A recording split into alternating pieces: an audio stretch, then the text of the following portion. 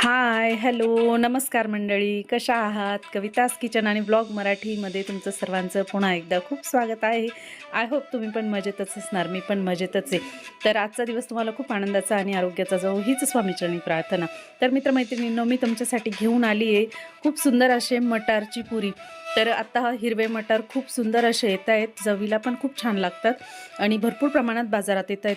तर नक्की एकदा ट्राय करून बघा ही पुरी. तर चला आता आपण व्हिडिओला सुरुवात करणार आहोत. तर बघू शकता आपली मटारची पुरी आणि चटणी किती सुंदर बनवून तयार झाली. तर सगळ्यात आधी इथे मी मटर घेतले, साधारण हे मी अर्धा किलोच्या आसपास इतके मटर घेतलेले होते.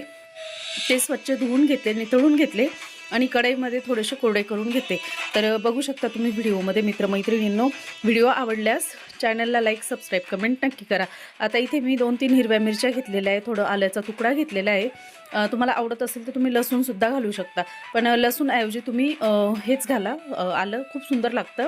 आता इथे आपण थोडंसं तेल घालून छान असं 5 ते 7 मिनटं छान असं शिजून घेणार आहोत. म्हणजे थोडंसं छान होतं ते आणि पटकन मिक्सरमध्ये पण दळले जातात. आता इथे मी मिक्सरचं मोठं भांडं घेतलेलं आहे आणि आपण मिक्सरला ते फिरवून घेणार आहोत 1 ते 2 मिनटं आणि त्याची छान अशी जाडसर भरड तयार करून घेणार आहोत. तर बघू शकता आता इथे मी वाटाणे सर्व घालून घेतले, हिरवी मिरची, वाटाणे आणि आल्याचा तुकडा. तर आपण हे छान असं दळून घेणार आहोत. तर बघू शकता तुम्ही आपल्याला ह्या पद्धतीने दळून घ्यायचे. आता इथे आपण थोडंसं कोथिंबीर वगैरे घालून घेणार आहोत. तर इथे मी मीठ घालून घेते चवीनुसार आणि थोडंसं आपल्याला हिंग घालून घ्यायचं आहे. तर खूप सुंदर होतात ह्या पुऱ्या आणि आपल्याला हे सारण तयार करून घ्यायचे छान असं. आता इथे हिरवी कोथिंबीर कट करून घेतलेली ती आपण छान असं मिक्स करून घेतो. तुम्हाला आवडत असेल तर तुम्ही दळताना सुद्धा घालू शकता मिक्सरमध्ये. आता इथे आपण हे सारण छान तयार करून घेतलं. आता आपण इथे पुरींसाठी पीठ तयार करून घेतोय. तर इथे मी थोडंसं मीठ घालून घेते, थोडंसं तेल घालून घेते आणि याचा छान असा आपल्याला गोळा तयार करून घ्यायचा आहे. तर मित्रमैत्रिणींनो, व्हिडिओ पूर्ण पहा, स्किप न करता. आणि नवीन असणार तर चॅनलला सबस्क्राईब नक्की करा आणि असंच प्रेम आणि आशीर्वाद राहू द्या.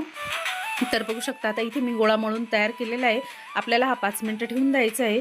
आता इथे आपण चटणीसाठी साहित्य तयार करणार आहोत. तर इथे मी कोथिंबीर घेतली, शेंगदाणे, आलं, लसूण आणि मिरच्या घेतलेल्या आहेत. तर मग आलं स्किप केलं आहे मी, तर लसूण घातलेलं आहे आल्याच्या ऐवजी. आणि आपण हे मिक्सरच्या छोट्या भांड्यात दळून घेणार आहोत. तर ह्याची चटणी खूप छान येते आणि आपल्याला इथे आता छान अशी याची पेस्ट तयार करून घ्यायची आणि पातळ अशी चटणी तयार करून घ्यायची.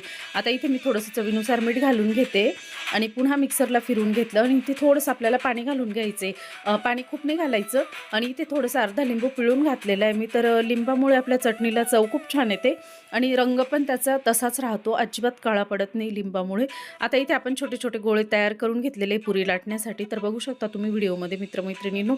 आता इथे मी छान असं एक आपल्याला गोळा छान असा तयार केल्यानंतर आपल्याला असं आपण जशी एक चाळी पुरणपोळी बनवतो ना, तसं आपल्याला थोडं थोडं सारण भरून असं छान असं मोदकासारखं करून घ्यायचे आणि मग याची आपल्याला पुरी लाटून घ्यायची. तर बघू शकता तुम्ही मी छान असं सारणमध्ये भरून घेतलं आणि छोट्या छोट्या पुऱ्या लाटून घेतल्या. तर पुरीची साईज तुम्ही तुमच्या हिशोबाने कमी जास्त मोठी किंवा छोटी करू शकता. ते मी थोडीशी मोठीच घेतलेली आहे.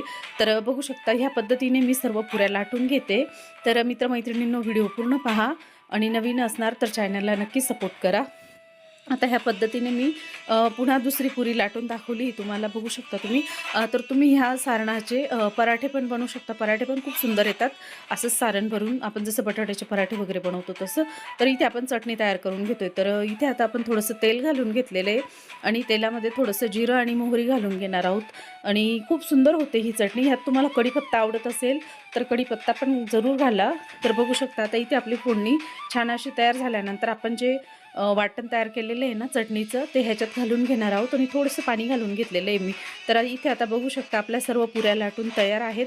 तर रात्रीच्या वेळेस खूप सुंदर असतात ह्या पुऱ्या आणि आता ही वेळा संपत आलेला आहे. तर नक्कीच ह्या पद्धतीने एकदा ट्राय करून बघा मित्रमैत्रिणींनो. खूप सुंदर होतात ह्या पुऱ्या आणि चवीला पण खूप भन्नाट येतात. माझ्या मुलांना तर खूप आवडल्या. आता इथे मी तेल छान असं गरम करून घेतलं आणि एक एक करून पुऱ्या छान अशा तळून घेतलेल्या आहेत. तर बघू शकता तुम्ही आपल्याला कमी आणि फुल गॅस ह्या पद्धतीने आपल्याला तळून घ्यायचे. तर बघू शकता आपली पुरी किती सुंदर, रंग पण खूप छान आला होता पुरीला आणि चवीला पण खूप छान आली होती. तर बघू शकता आपल्या पुऱ्या छान अशा बनवून तयार आहेत.